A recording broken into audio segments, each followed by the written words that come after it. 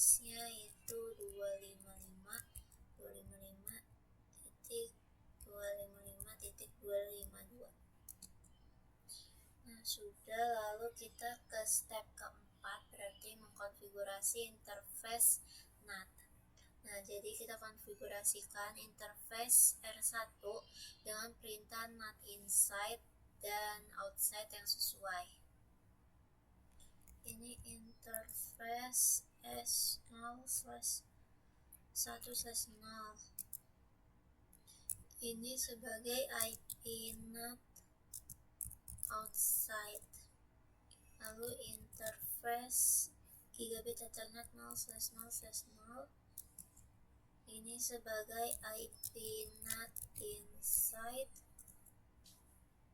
Ini selanjutnya interface gigabit Ethernet 0/0/1 sebagai IP NAT inside.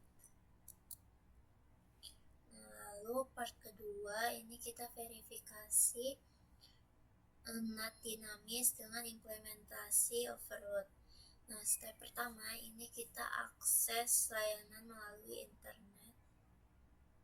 Jadi dari web browser pada masing-masing PC yang menggunakan R1 sebagai gateway mereka, kita akses halaman web untuk server 1. Ini kita ke PC 1.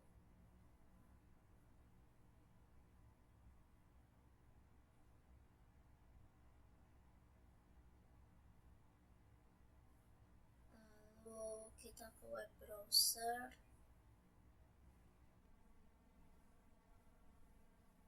Ini emang agak lama, kita tunggu aja. Sebentar, kita tunggu. Baik, di sini saya sudah mencobanya, bisa ya. Jadi kita tadi dari PC 1 buka web browser, lalu URL-nya ini kita ketik IP dari server 1 yaitu 209.165.201.5. Nah, hasilnya setelah kita klik go itu akan menampilkan server 1, lalu terdapat pesan welcome to server 1. Lalu step kedua ini kita lihat NAT translation. Jadi kita lihat NAT translation pada R1, kita jalanin perintah show IP NAT translation. Ini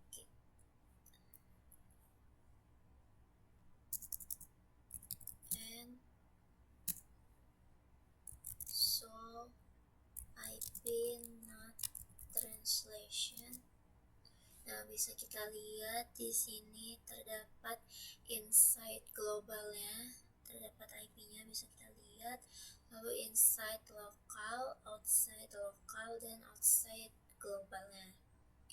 Nah, lalu part ketiga itu kita konfigurasi part menggunakan interface. Jadi step pertama itu kita konfigurasi traffic yang akan diizinkan. Jadi pada R2 itu konfigurasikan satu pernyataan untuk ACL2 untuk mengizinkan alamat apapun yang termasuk dalam 172.17.0.0/16. Di sini kita klik R2.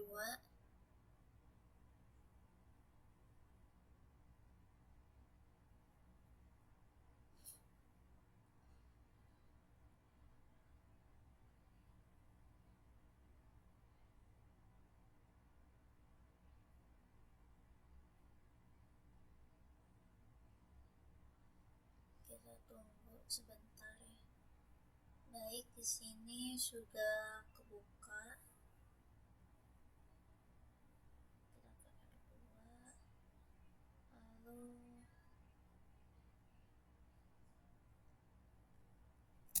enable configure terminal. Lalu kita IP NAT inside outside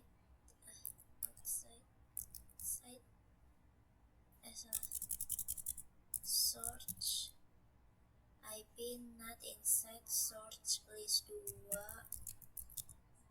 interface S0/1/1 overload.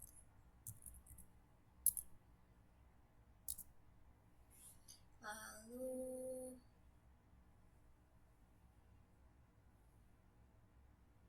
jadi ini perintah ini untuk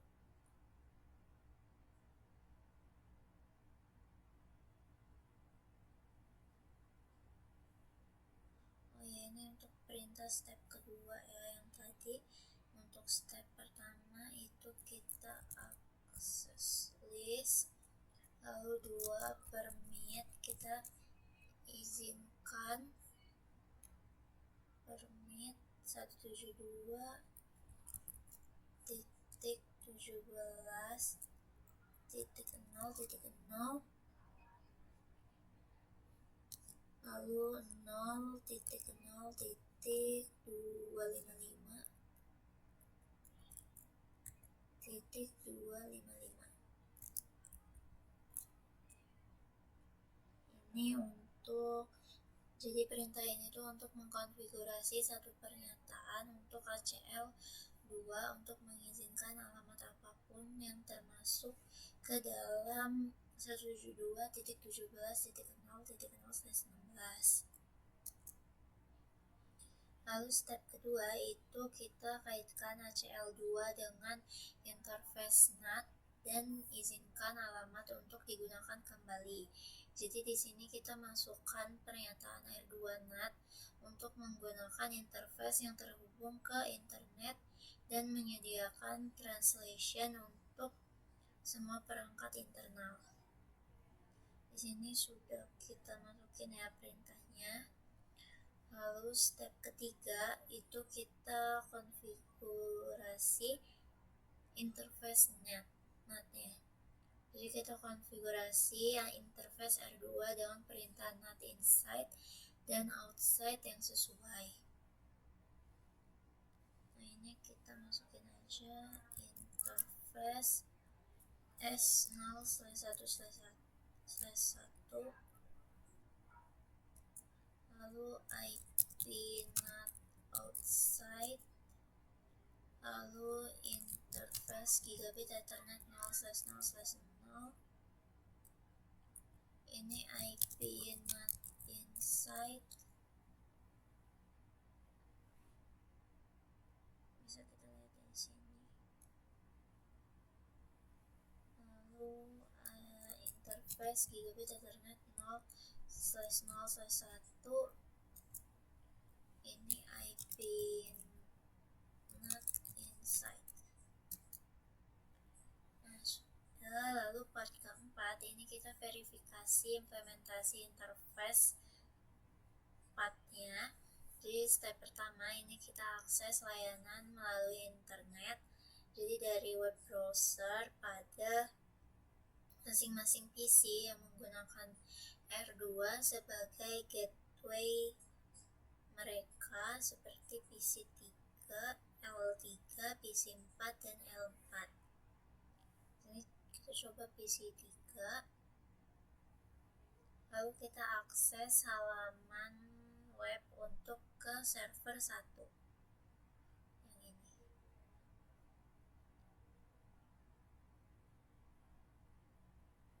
Kita tunggu.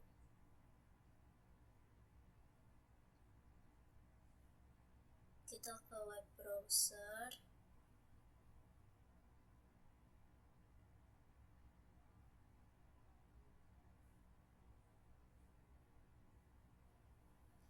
Sebentar. Baik, di sini sudah kebuka ya PC3-nya. Lalu kita akses, kita masukin 209.165.201.5. Kita klik go.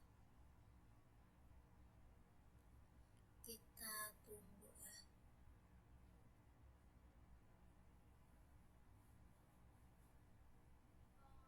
sini berhasil untuk ke server 1. Lalu step kedua, ini kita lihat NAT translation. Jadi kita lihat NAT translation pada R2. Di sini kita buka R2, kita add, lalu show IP NAT translation. Bisa kita lihat di sini terdapat 3 ya. Ada TCP, lalu inside global, inside lokal, outside lokal, dan outside global ya. Di sini juga udah ada IP-nya. Lalu step ketiga, ini kita bandingkan NAT static pada R1 dan R2. Kita ke R2 dulu. So IP NAT statistik.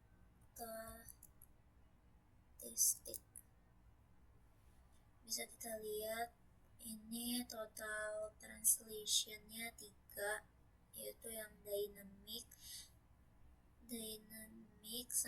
3 dynamic dan 3 extended. Lalu outside interface-nya itu serial 0/1/1, inside interface-nya itu gigabit Ethernet 0/0/0/0 sama 0/0/1. Hits-nya itu 39 dengan misses 3. Lalu kita coba ke R1. Kita show IP NAT statistik. Nah, di sini total translationnya 1, itu 1 dynamic sama 1 extended. Outside interface-nya ini serial 0/1/0, inside interface-nya G0/0/0 sama G0/0/1 dengan hits 8, misses 1. Lalu di sini terdapat inside source-nya. Kalau yang R1 itu nggak ada dynamic mappings. Ini dia ada inside source-nya, bisa kita lihat.